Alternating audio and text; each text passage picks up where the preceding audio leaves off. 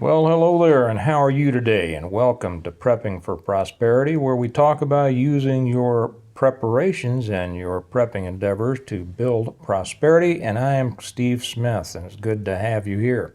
By the way, welcome to everyone who has joined us.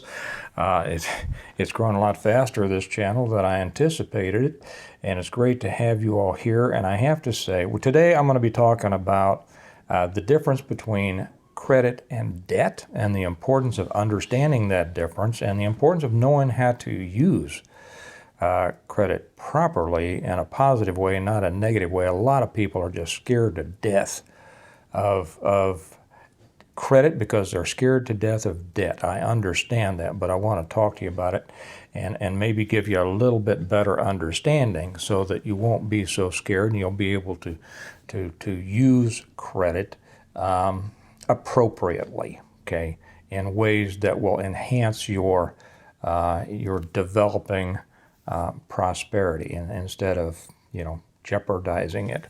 By the way, I wanted to say, I just saw almost by mistake that even though I haven't announced it yet, and I hadn't meant to announce it for a little while. Apparently several people have discovered that there is a Patreon channel associated with this, and I guess we did put up the link in the description. I hadn't meant to do that. But anyway, they have so since some have, I guess I'll go ahead and let you all know. I'm not going to really pump it that much here yet until I get more content, but since you all are the early ones, there is a Patreon channel. The link is down there. And on it, I put a lot of stuff. I put everything, of course, all of these videos, but then pretty much every day, close to every day, I will put up something on there. Something either a video from someone else. Some have been scriptures concerning money. Some have just been good sayings. It really helps when you get up every day and you start. This is why I love great quotes. I have always loved great quotes because, there's always been someone smarter than I who came around first, thought the great thoughts, and expressed themselves in just a wonderful quote. And so instead of going through life trying to think up our own quotes, we already have this great foundation of people who have thought these, and I love them, and I think that no matter how much you know them, very often you go to a great quote or start to quote your day with a scripture or a great quote, and so yep, that helped. That set it in my mind. So any of you who want to come over to the Patreon channel, it's down there. It'll be worth it. You decide whether you think it's worth it for you. Okay. Now I want to talk about credit versus debt, and it's very important to understand. And anytime we get into this, there's a name that always pops up about this, and it is Dave Ramsey. Okay. Now I shouldn't say that I like him. I don't know that much about him. I know a little bit about him. I have heard, years ago, I heard him on the radio. He's still on the radio. He's got a very successful radio program, written a lot of books, very successful guy. And I'll probably make a separate video of how I feel about Dave Ramsey, and it's positive, but there are some things that he teaches with which I disagree. Okay, and one of those is, don't use credit. Let's understand the difference between credit and debt. Okay, debt is you owe somebody money. That's simple, isn't it? You know that. You didn't need me to tell you that. Debt, you owe somebody money, and you got it hanging over your head, right, until you pay it back, right? The borrower is slave to the lender. The Bible tells us that. Yes, it is. But is it always wrong? Okay. Is it possible to live in this world today without, well, it is possible to live without debt. You either need to have established it over a long period of time and you're building up to it, or you need to essentially live in a bare subsistence level, which is no fun for anyone, especially when you're young and you're trying to build things and you got kids and such as that. Not to have any debt usually means not to have any credit. Okay, so let's talk about that. Should you or should you not have credit? If you don't have credit, it's going to give you difficulties in life. It's going to give you difficulty. Now you say, well, Craig, but it's debt that causes me difficulties. Now, well, yeah, it can. It can. And I just used my other name that I go by, Craig, instead of Steve. It doesn't matter. All my personal friends, all my life, to explain this, all my life I went by Craig until I wrote my books. And when I wrote my books, I said, what should I, what should I call myself? And I decided for once to use the name that my parents gave me, my whole name, and that is Stephen Smith. So that's, if you ever hear me slip and call myself Craig, that's why all my friends call me Craig. Anyway, I know that wasn't very interesting. But they'll say, what is debt that causes you problems? Yes, it can. But not having credit can also cause you problems. Okay. Now, Dave Ramsey, and whenever we talk about finances or money, there's several names that always pop up. Warren Buffett, Dave Ramsey. What's the guy, Rich Dad, Poor Dad? I don't agree with him on a lot. There's some that I agree with him on. If you want to get real nerdy, Adam Smith. If you want to go way back then in the foundations of economics, but most of us don't want to do that. So let me throw, so Dave Ramsey says, don't do anything with credit cards, build up, and I know he's got this baby steps things, and I don't know what they are. I haven't paid that much attention. I know that one of them has a $1,000 emergency fund, I think he calls it, right? $1,000 emergency fund. Okay, I want to use an example here of a young couple that I know, and they're recently married, just had a baby. He is 100% against financing anything. He won't have credit cards. He doesn't want to finance vehicles, anything. Now, this young man has something in common with many people who don't want credit, and and it's the same thing that he has in common with Dave Ramsey, is they got themselves in trouble with it. They got themselves in trouble. You all probably know Dave Ramsey's story, and I give him all the props, for digging himself out. But as a young man, he got into big debt problems, had to declare bankruptcy. How he got himself out of that, I think I'll talk about when I talk about him and what I agree with and what I don't agree with. So this young man got himself into trouble. And as a result, he's afraid of it. That's the problem with a lot of people who are afraid of credit. See, they really should be afraid of debt, not credit. Credit can be your friend, okay? Properly used credit. Did I say improperly used credit? No, I didn't. Did I say abused credit? No, I didn't. Did I say irresponsibly used credit? No, I didn't. I said properly, responsibly used credit can be beneficial. So one of the things that he is his plan, and it's causing a little bit of, I guess disagreement between him and his wife because she has credit, is that they're starting off, they live in an apartment. He has a job, a public service job that's going to be bringing him in, not great money, but subsistence money. They're going to be able to live, they're going to be able to pay their bills. They're going to be able to pay their bills, as long as he has his job. He doesn't want to finance a house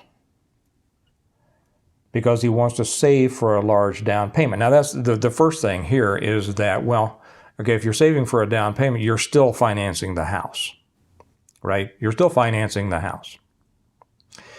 So the purpose of a large down payment, I'm going to show you the fallacy of that in a minute, okay? Let me back up. We'll get back to our couple here in just a second, and I want to throw in another example that I will, no, that's going to fit in nicely here in a minute. Okay, so if he's going to save, now I looked up the price, the average price of homes in the United States. One of the things that people don't take into consideration is normal inflation and then boom inflation like we've had over the last couple of years. I looked up and I find that now, in 2023, the average home price in the U.S. is $543,000, $543,600 if you want to be exact. And that was up from $391,900 in 2020. That is an increase of $151,700, a matter of 38.5%. Now you're going to understand why I'm getting to this in a second. The average price of a home in Missouri, now then you see when it says nationwide, that's California and Florida and Nevada and New York and all the upscales and everybody in Washington, D.C. So that's a big spread, right?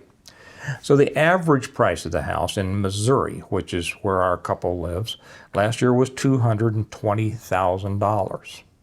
Okay, let's keep that in mind. Now, our young couple figures it's going to take them. Now, why am I talking about home? Don't worry, I'm going to get back to credit cards in a minute. You're going to see where this is important. Okay, our young couple figures that it's going to take. They want to put down about $50,000 on this $220,000 house, right? Okay, well, they figure it's going to take about 10 years. They figure they'll be able to save about $5,000 a year. I'd say that's pretty optimistic with a new baby. They don't know what babies cost. They don't know what kids cost. But if they're able to save $5,000 a year, good for them, and in which case they think that at the end of the year, end of 10 years, they're going to have $50,000. Well, yes, they are. They will. They probably won't have more than that because they're not going to put it in anything that's interest-bearing. They don't want to take a chance on their down payment, so they're not going to put it, in the stock market. Maybe they'll put it in mutual funds, but it's not going to make that much difference. So those of you who understand inflation, if the average inflation, well, no, let's go back to appreciation. The two are tied in, but we'll stick with appreciation. If a home will appreciate 5% a year, and that's been fairly standard. Now, the house that we're in here, this is appreciated at over 8% a year for the last 20 years. Okay. Why? Well, because of the area that we bought in, and when you're looking at houses, you can see that different neighborhoods will appreciate or depreciate differently. Even certain sides of a street will appreciate or depreciate. We happen to be in a very sought-after area and a very sought-after neighborhood, so we have always had very good appreciation. And even in those horrible years of 2008, 9, 10, 11, we never depreciated. It always stayed up positive. But let's stay with 5% here. Okay, the house that they're looking at right now is, say it's $220,000. And to be honest, what they're going to be looking at, they're going to look at more than that because they don't want to live in a $220,000 house in the area. Probably they're going to be looking more at $300,000. Maybe I should have done that here, but we'll stick with this. Okay, the next year, after normal appreciation, it's going to be at $231,000. The next year at $242,000. The next year at $254,000. See the direction we're going with this? I won't bore you with all, but I wrote down each year. At the end of the 10 years that they've been saving up their $50,000 down payment, that $220,000 house they thought they were buying is actually now $358,000. Right? That is $138,000 more than they could have bought it for if they bought it now. They lost out, and their $50,000 is only going to bring that down to an $88,000 difference, but they have lost out on almost $140,000 worth of appreciation. You see? They've lost out on that. Now, people like Kiyosaki, he'll tell you that your house is not an asset, it's a liability. I disagree with that. And it depends on what you're doing. You should look at your house as a real estate investment. Every payment you make, you're paying more into it, and this is how you make money on a house. It appreciates. Your payments towards the principal bring it down, giving you a greater amount of money in there, you know. And so with normal appreciation, these young people are, when they get ready to buy a house, they're going to be stunned. And if they realize they lost out on almost $140,000 worth of appreciation. Now, when they get there, here's the next thing. Here's where we get to not having credit. When they get ready to buy that house, if they don't have credit, they're going to be paying a lot more in interest because they're not going to have a high FICO score. You all understand that the higher your FICO score is, the better interest rates you get. Okay. Now I know that Dave Ramsey says you don't need a FICO score. Well, you know what? It's going to cost you money if you don't. So I don't understand that. The higher your FICO score, the lower your interest rate, not just on mortgages, but on your car loans, whatever. Don't buy a car. I know the same stuff. Well, it's going to hurt you. There is actual financial danger in not having a good credit rating. The easiest way to get a good credit rating is responsible use of credit. Whether it's an auto loan, which I don't like those, but it depends on what you can get it at. If you're getting it at 12%, that's horrible. If you get it at 3%, I can make a case to where that's good. Maybe I'll do that in another one.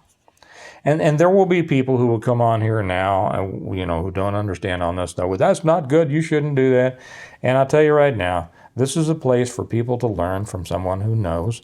And if anybody comes in and tries to disrupt the waters by throwing in idiotic statements, they will be removed, because this is kind of a classroom here. Okay? It's how I've been successful at it, and I'm sharing it with people. And anybody would like to disagree, do it on your channel, not on this one, because I don't want you confusing people here. I don't want you misleading people. That's the problem, where so many people have been young people especially, on debt. Now, for people who have gotten themselves in problems, in financial problems because of debt, okay, we're not talking about that. We're not talking about that, okay? If you have debt, you need to pay it down. Especially if you have consumer debt, you need to pay it off, because you are paying interest. Okay, you're paying somebody essentially, who will let you use their money, and you should. If you're going to use somebody else's money, they should get something for it. There's nothing immoral about that. I know that there's some people who will say it's immoral. I don't see it. You made the deal. You borrowed. They said, if you borrow this money from us, you're gonna pay us back with this amount of interest. You signed it. It was an agreement. Everybody knew, nothing immoral about that. Okay, but let's say that in order to build, or you need to build credit, the easiest way to do it is with a credit card, and to use the credit card, and then to pay it off every month. Now, let me give you an example here of how you could responsibly use one if you don't pay it off every month, okay? There are credit cards out there that will pay, and I don't know whether you can get them if you don't have any credit or not. I'm not sure, okay? But if you have a credit card and you use it responsibly and you make a few purchases on it that you would anyway, you don't make extra. See, that's the problem. Too many people, when they get credit cards, they buy extra stuff that they wouldn't have bought with their cash. That's why when people use cash, they spend less money, because credit cards, debit cards, they don't seem like real money to you, right? So you pay it off every month, and pretty soon you get good credit. And somebody's going to come along and they're going to make you an offer and give you a credit card with 12-month no interest. Now, why would they do that? They do that because they assume that the vast majority of people, well, they don't assume, they know, that the vast majority of people are going to continue to buy stuff on that credit card. They're going to buy more and they're going to build up, a balance. And eventually that credit card company is going to start getting interest on all that unpaid balance. So they know what they're doing. They'll make it off, but they haven't lied. They haven't cheated. Okay. And the person who gets the card is the one that made the deal. You got to pay it back. Unless you take bankruptcy. You know what? Nobody wants to do that. Dave Ramsey took bankruptcy. Don't do that. I mean, he had to. I get it. Well, he didn't have to, but that's a different story. So they're going to send you a card with no interest. Now, say that you want to buy a rifle. Let's get into preparedness here.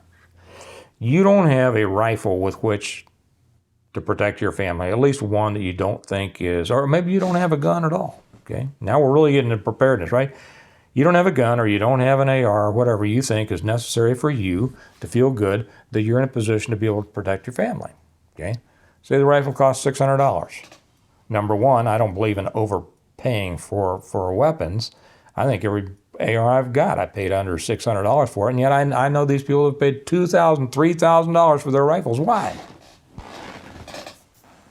I tell you, if somebody gets shot with a $600 rifle, they're not going to say, "Oh my gosh, thank goodness they didn't shoot me with a $3,000 rifle."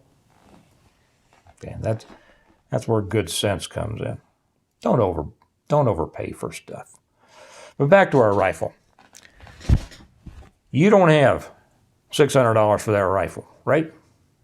You think, according to your budget, you could save up $100 a month.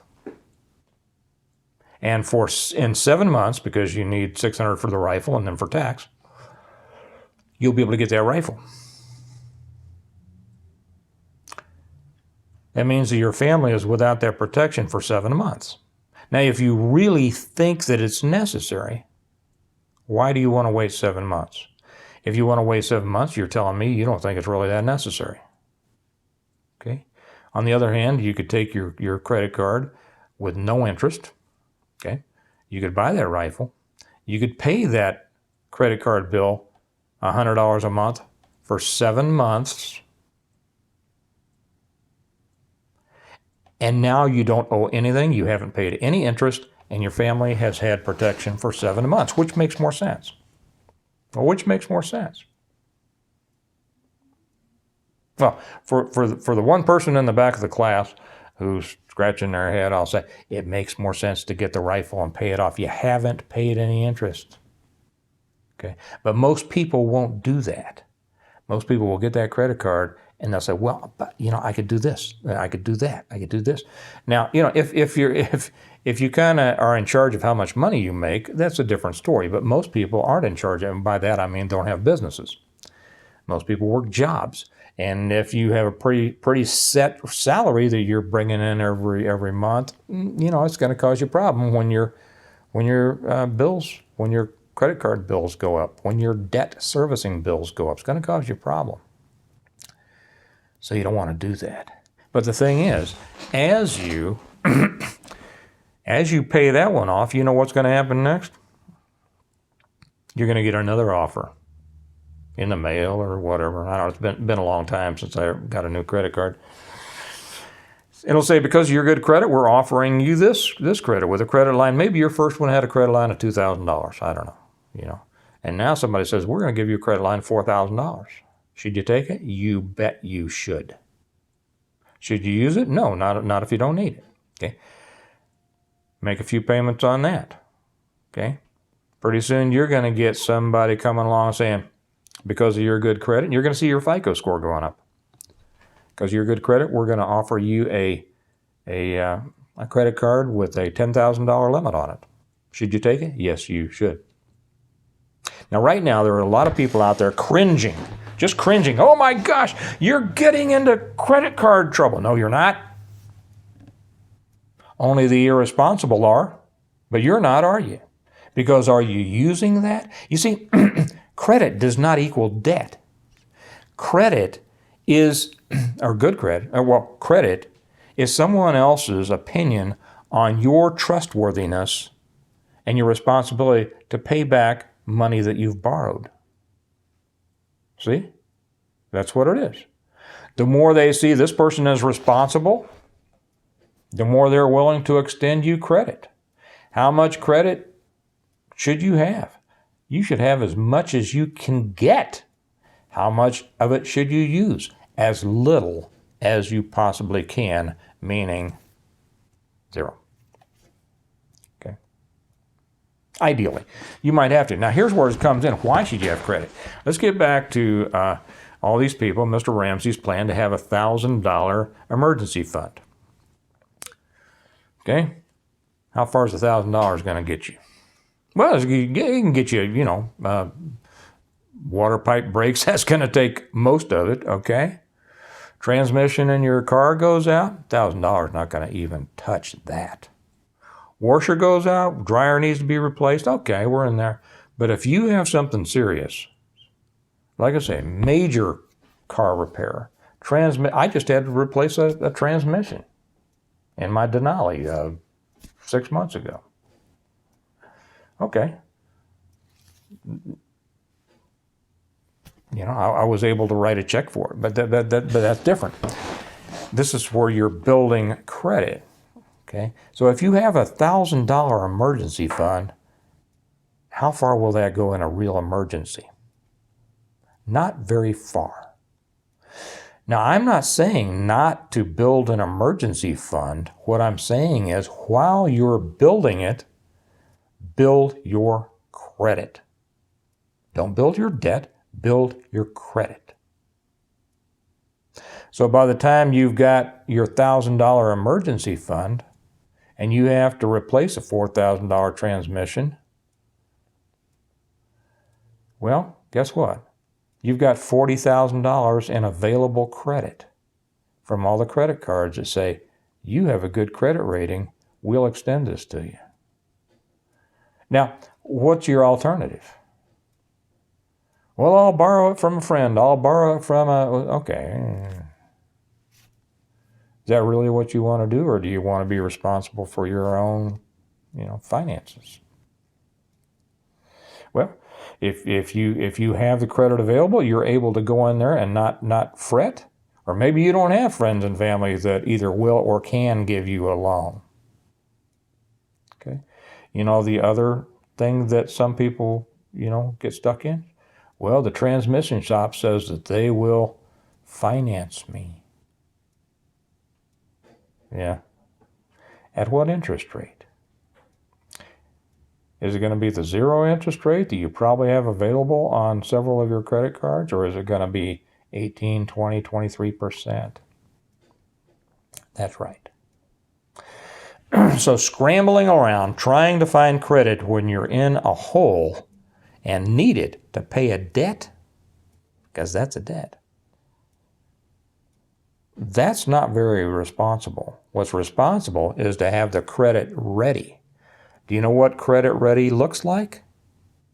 Credit cards in your safe. In your safe. Waiting for an emergency. Now, maybe you don't need it. Maybe you don't need it at all, and you're able to keep on building that emergency fund, and pretty soon that emergency fund is $5,000. Now you're in pretty good shape. You probably never have to dig into the credit cards. But who knows? You don't know what's going to happen. That's the thing. You don't know what's going to happen.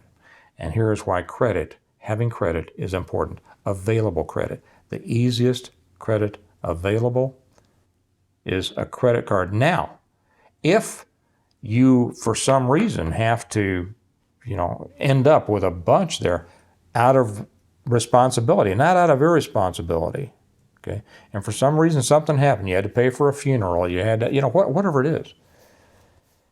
Well, then if you want to take out a personal loan, and then now you're going to be paying 18, 20, 23% on your credit cards. If you want to take out a loan at a 6% to pay that off, then do that. But see, you had to pay the money. And you had the ability to pay. You had to pay the bill, let me say. And you had the ability to pay it instantly with your credit cards. And now you can work to put it in a better financial situation for you. Does that make sense? Does any of this make sense? I hope it has. Because people should not be afraid of credit. You should embrace credit. You should not embrace debt. You should not let debt be your master, right? Okay. The lender is slave. The borrower is slave to the lender. Okay. I hope that's cleared some things up. I know that when we get into these things, a lot of people are confused. So if you haven't understood all this, replay it. And there's probably somebody in your life that you're going to share this with that's going to say, that guy's all wet. He doesn't understand. I'm going to go with Dave Ramsey, and I just don't want to. Well, do what you want. Do what you want. But I hope that you will. If you don't quite understand this yet, go back, replay it. Since you all have discovered that there is a Patreon channel out there, I will answer questions over there on that channel. Here on this one, there's just not going to be time to do much of that, but I'll reserve that for the Patreon channel. Anyway, I hope that you've understood it. I hope you've gotten something out of it. I hope that it serves your needs and your purposes. Stay out of debt, but don't be afraid of credit and understand the difference. Okay? Great. You all have a good day and get out there and do something to improve your prosperous profile, and we'll see you later. Bye-bye.